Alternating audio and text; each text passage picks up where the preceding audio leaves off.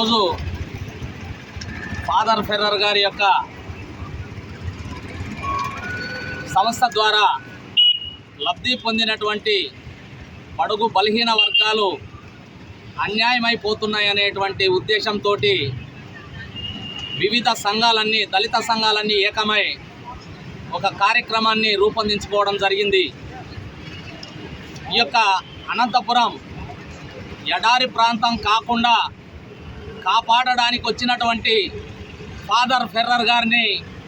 1969లో మరి గోబ్యాక్ అని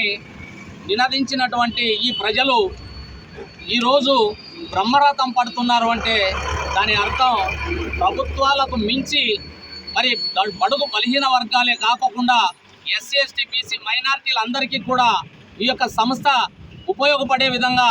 విద్య, వైద్యం, అనేక రకాలుగా సంక్షేమ పథకాల్లో కూడా ఈ యొక్క ఆర్డిటి సంస్థ పేద వర్గాలకు ఉపయోగపడింది అనేటువంటిది ముఖ్య ఉద్దేశం. అలాంటి సంస్థ ఇప్పటికీ దాదాపుగా 50 సంవత్సరాలు పనిచేస్తూ ఉన్న మరి ప్రతి గ్రామంలో కూడా ఆర్డిటి సంస్థ ద్వారా నిర్మించినటువంటి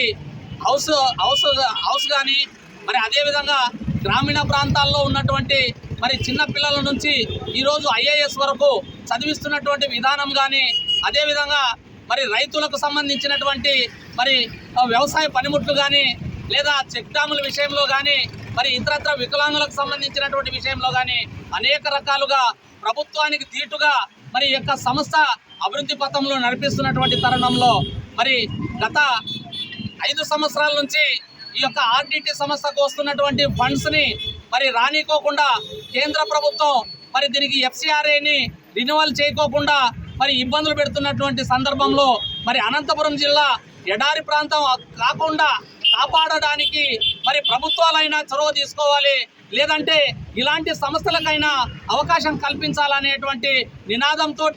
దాదాపుగా 2 నెలల నుంచి మరి ఉద్యమాలు చేస్తూ ఉన్న మరి ఈ ప్రభుత్వాలకి చెవకెక్కినట్టు లేదు. మరి అదేవిధంగా ఈ యొక్క జిల్లాలో ఉన్నటువంటి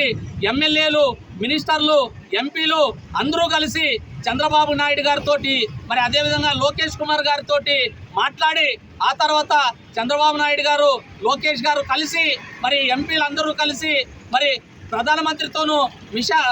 అమిత్ షా గారితోనూ చర్చించి ఈ యొక్క ఎఫ్సిఆర్ఏని రిన్యువల్ చేయాల్సిందిగా కోరడం జరిగింది. దాంతోపాటు ప్రజలు కూడా ఈరోజు మరి ముక్త కంఠంతో ఆర్డిటికి ఎఫ్సిఆర్ఏని రిన్యువల్ చేయకపోతే దశల వారీగా ఉద్యమాలు చేపడతామని చెప్పి ఈ సందర్భంగా తెలియజేసుకుంటూ వివిధ సంఘాలు, దళిత సంఘాలన్నీ ఏకమై 12వ తేదీన కలెక్టరేట్ ముట్టడి కార్యక్రమాన్ని నిర్ణయించడం జరిగింది. ఈ కార్యక్రమానికి మరి